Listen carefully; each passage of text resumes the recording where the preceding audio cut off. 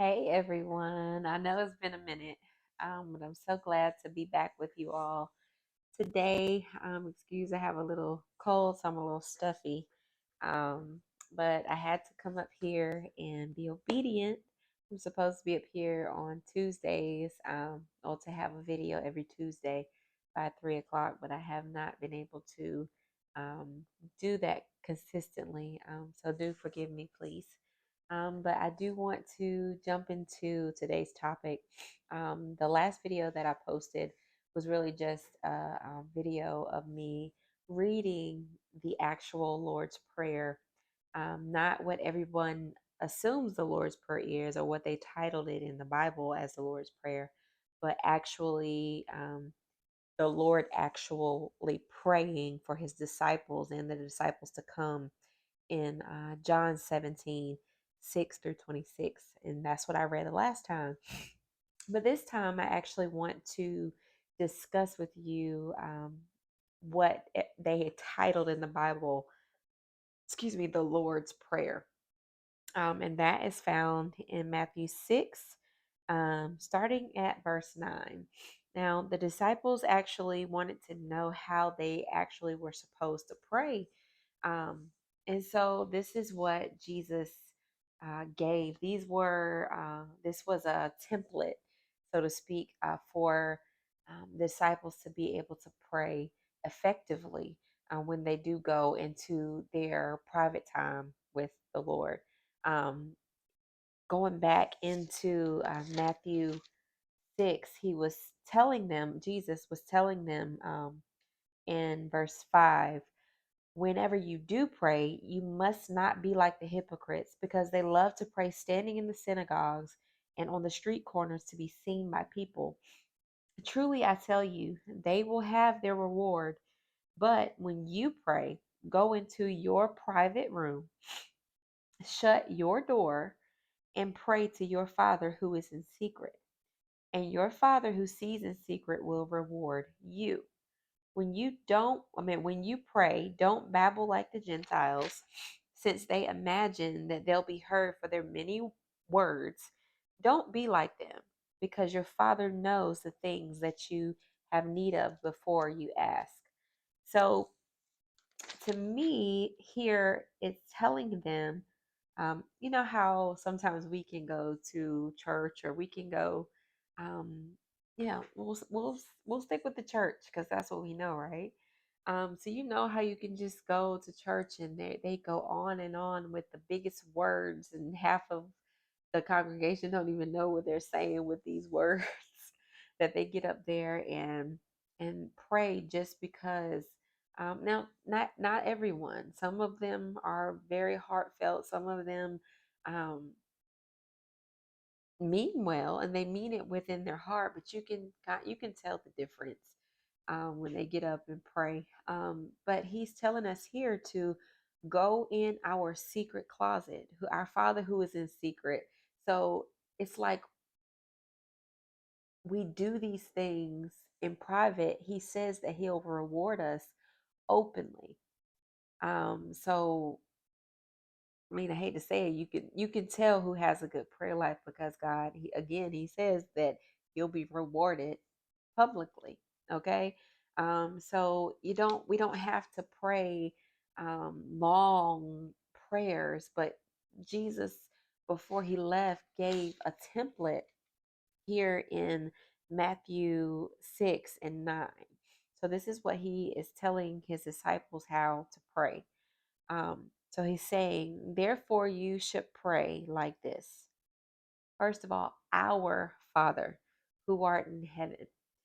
Our Father to me stands out because we, as children of, he's our Father. He's stating that you're not the only one. Even though the Lord is God is always with us, he's always around us, but it speaks to us to let us know that we're not the only child.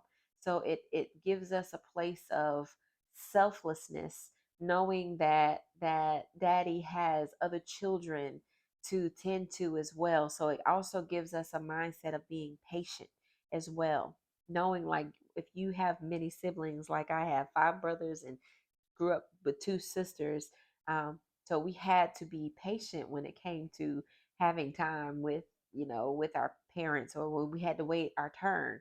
Um, and God can give us all things at the same time. He can do anything He wants.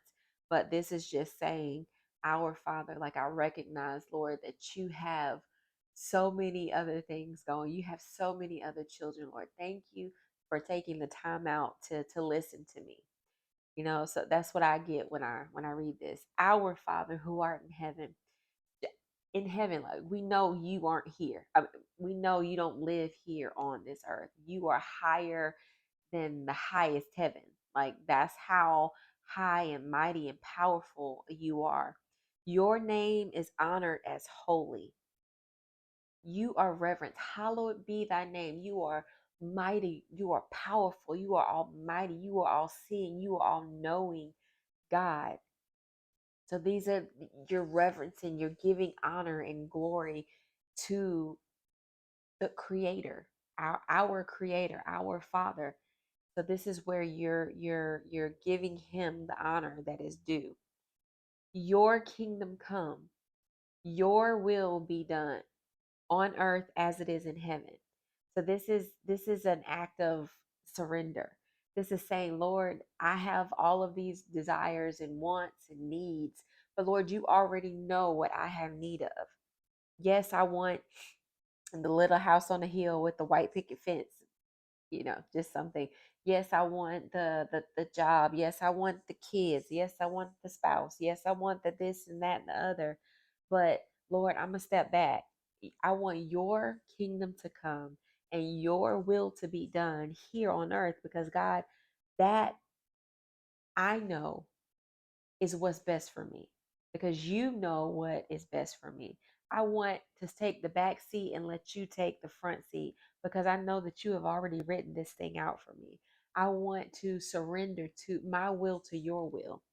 Take my will out of the way, because Lord, I know you have way better in store for me than what I could even ask or think. So your kingdom come and your will be done on earth as it is in heaven.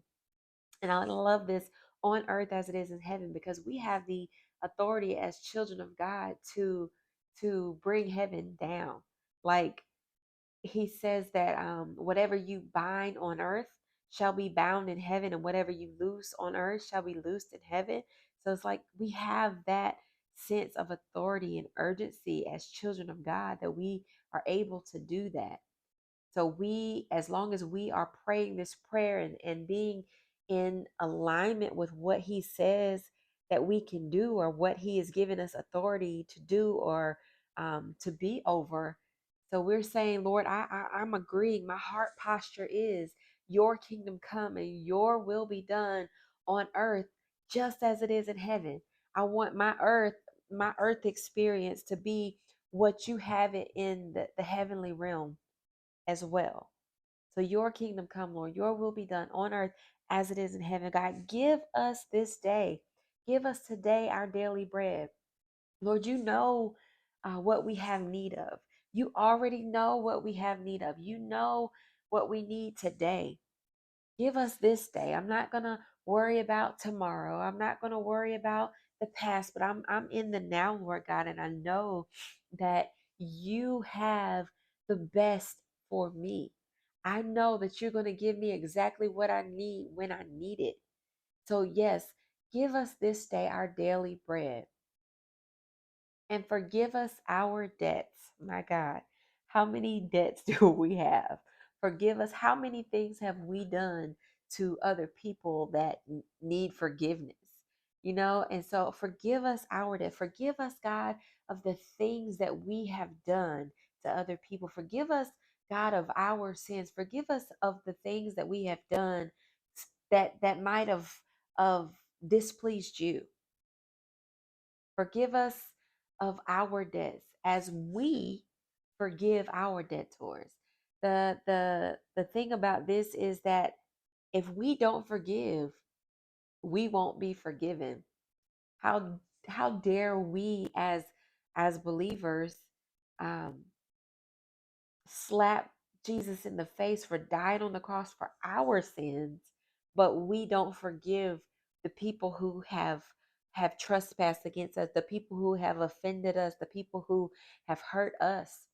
So we have to, this is a big part of this prayer, that we have to be forgiving as well as forgiven.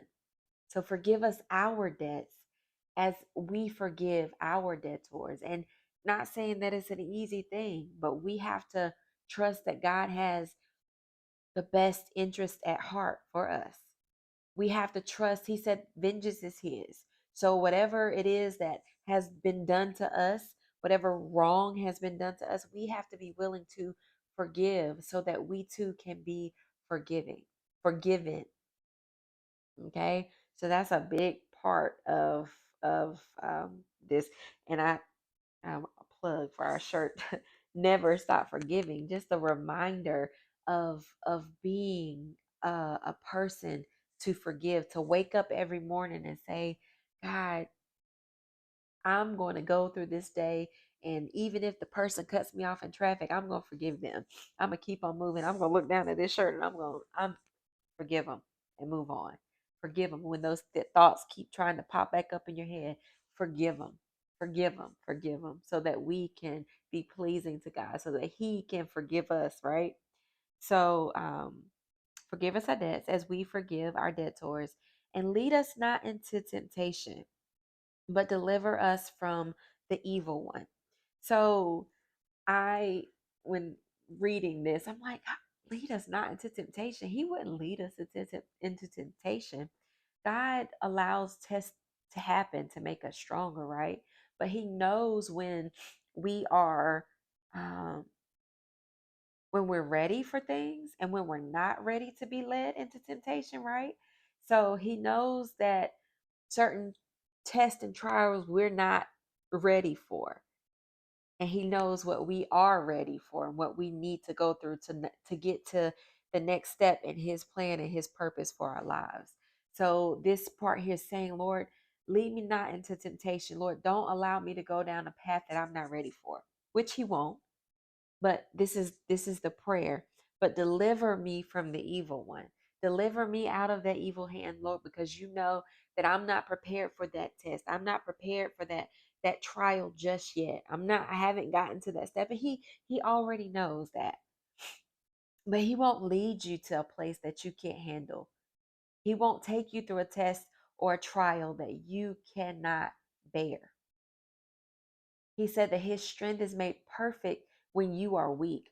So when you go through those things, the, the only way to come out of it is to call on Him, is to pray to Him, is to talk to Him and let Him know when you are weak, so that He He then can step in and be your strength, right?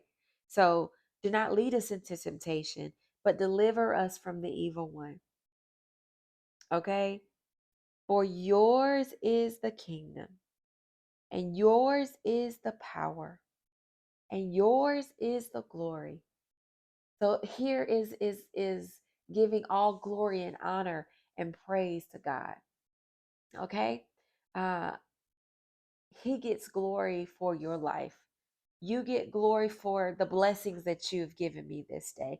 You get glory for allowing me to wake up this morning. You get glory for allowing me to make it safely back home. You get glory for my children waking up healthy, happy, and whole. You get glory for the food in my refrigerator. You get glory for the job that I have. You get glory for me being able to take a breath. You get glory for me being able to even take a step. You get glory for me even being able to have the activities of my limbs. You get glory out of all of this. You get the glory. Yours is the kingdom. All of this is you. All of this is because of you. All of this is because you have given me life. Yours is the kingdom. Yours is the power. All that belongs to you. Yours is the glory forever and ever, never ending.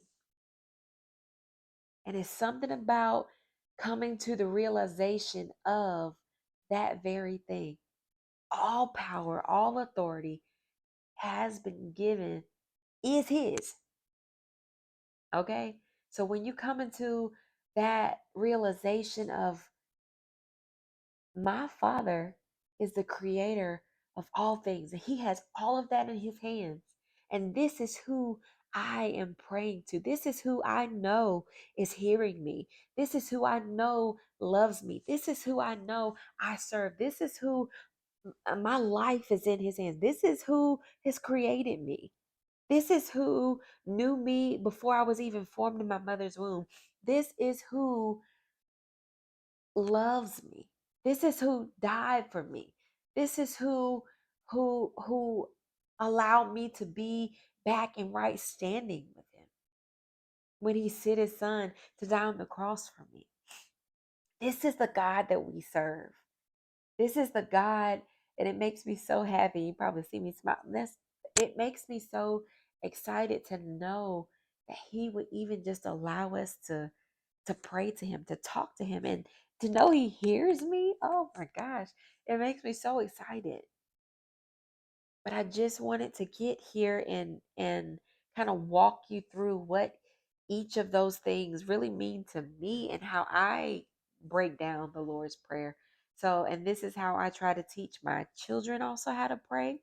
That we enter in with thank you, with glorifying his name, with reverencing his name, with honoring his name, with saying that your will is to be done on earth as is in heaven. I take back seat and you take the front seat. Have you ever heard the saying, Jesus take the wheel, or Jesus is my co-pilot? No, he ain't my co-pilot, he's my pilot.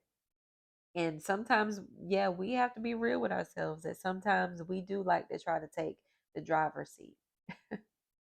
But I don't want to be in the driver's seat. I want him to take the driver's seat, and I want to hear from him and what it is that he has for me to do, because that's the best way, right?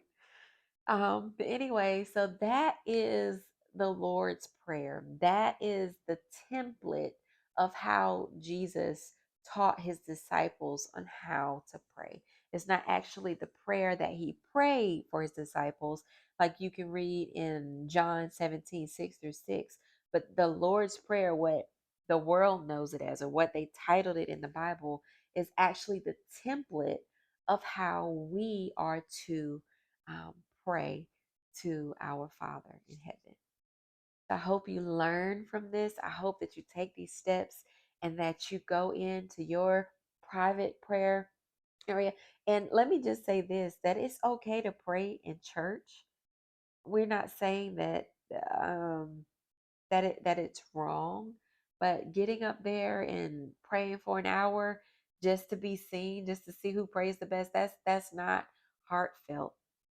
But nevertheless, don't worry about them. You worry about you and your secret place and your secret time and your private time with the Father. And this is how you should enter in. Okay. When you begin to pray. But when you always want to go, he says, enter into his gates with thanksgiving and enter his courts with praise, and be thankful unto him and bless his name. So it'll become, the prayer will become easier and effortless when you are entering his courts with thanksgiving. Enter the gates with thanksgiving, excuse me, and his courts with praise. So go in with a nice worship song, with the praise, with the happiness, just joyfulness on your heart for what the Lord has done for you. And that will make all the prayer be so easy. And you probably will end up finding yourself speaking in tongues once you get to the end of it. And it's so good. And it feels so effortless, and the day feels easier once you're able to get that prayer in. So I pray that this helps you. I pray that you're able to take these steps and implement them. Let me know how you feel down in the comment section. If you actually knew this already, I'm sure many people do. But if you don't, this one was for you. And if you needed a reminder of how to pray, this is for you too. God bless you. Remember to trust in the Lord with all of your heart and lean not to your own understanding. In all your ways, acknowledge Him, and He will make your path straight. God bless you. Remember to always, always, always be faith driven. Have a great day.